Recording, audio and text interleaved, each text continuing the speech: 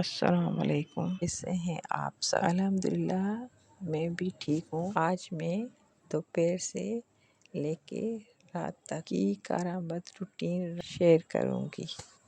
دوپہر کے کھانے کے لیے کریلے فرائی کر رہی، روٹی بنا رہی، کھانا بنانے کے بعد اور بھی کام کرتی ہوں۔ میں اس وقت کو ضائع نہیں کرتی، کچھ اور کام بھی ضروری کر لیتی ہوں۔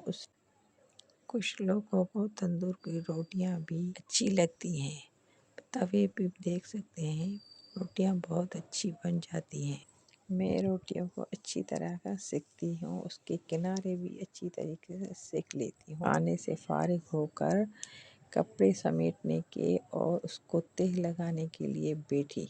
میں اس طرح کپڑے کو تہ کرتی ہوں جو مجھے استری کرنے کی ضرورت نہیں پڑتی۔ پہلے میں نے کپڑے کو کھینچا تاکہ اس کی سلوٹیں ختم ہو۔ استری کی طرح ہاتھوں سے اس کو سیدھا کر رہی ہوں اور اس کو میں ابھی تہ لگاؤں گی۔ اس طریقے سے کپڑے کو تہ کر کے رکھنے کا یہ فائدہ ہے، کبھی لائٹ نہ ہو تو کپڑے نکال کر پہننے میں کوئی شرمندگی نہیں ہوگی۔ لائٹ نہ ہو تو یہ چل جاتا ہے۔ کپڑوں کو ایسے تہ کر کے رکھا جائے، کپڑے ایسے بکھرتے بھی نہیں ہیں۔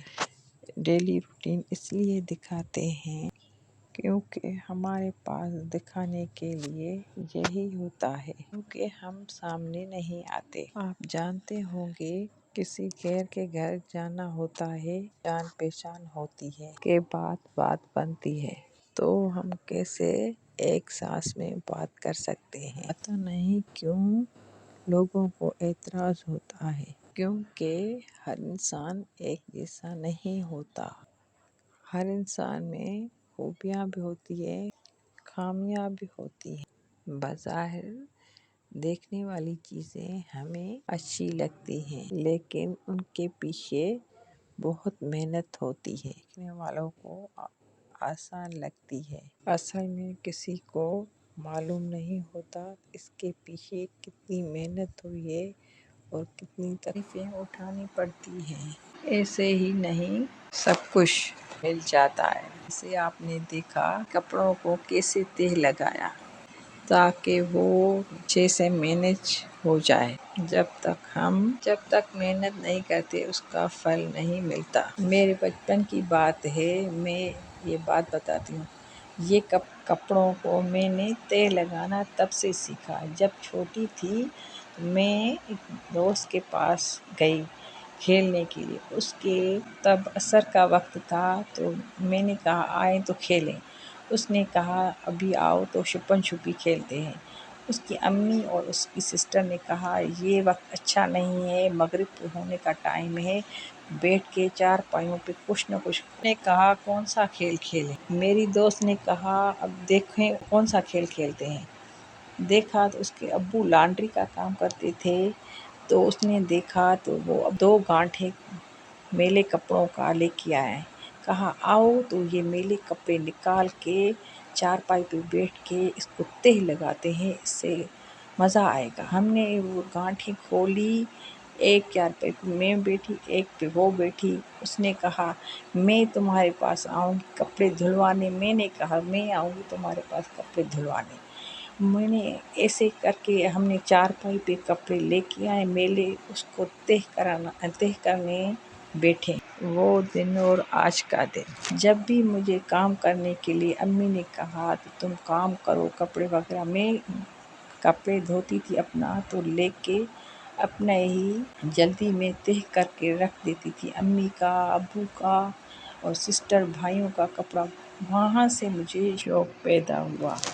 یہ کچھ شاپر ہیں جس میں کپڑوں کو میں رکھتی ہوں۔ ایک شاپر میں 3 ڈریسیں رکھ لیتی ہوں، اس سے کپڑے گرتے نہیں ہیں۔ آرام سے نکالو اور شاپر کو بند کر کے رکھ لو۔ الماری میں اچھی طریقے سے آرگنائز رہتے ہیں۔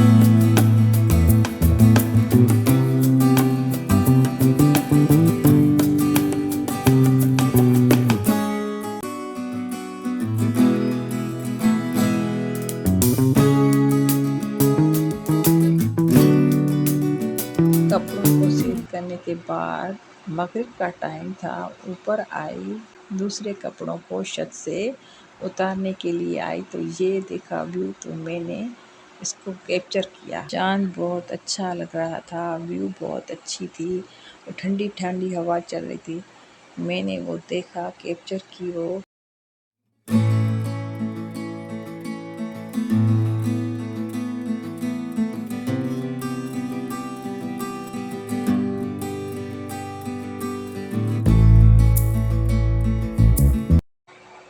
جب نیچے آئی تو دیکھا تو رات ہو چکی تھی، میں نے دیکھا رات کے کھانے کے لیے آم دھو رہی تھی اور کھانا بھی بنا رہی تھی۔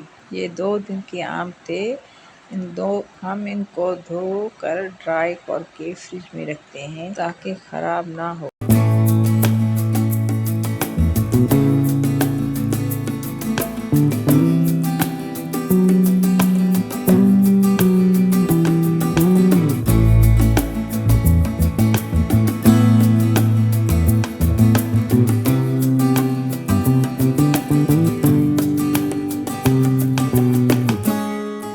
یہاں پہ چاول تیار ہونے والے تھے اور تقریباً ہم 5 افراد ہیں، ہمارے لیے یہ چاول کافی ہوتے ہیں۔ میری چھوٹی بیٹی چاول بنا رہی تھی اور بڑی بیٹی نے پکوڑے بنائے۔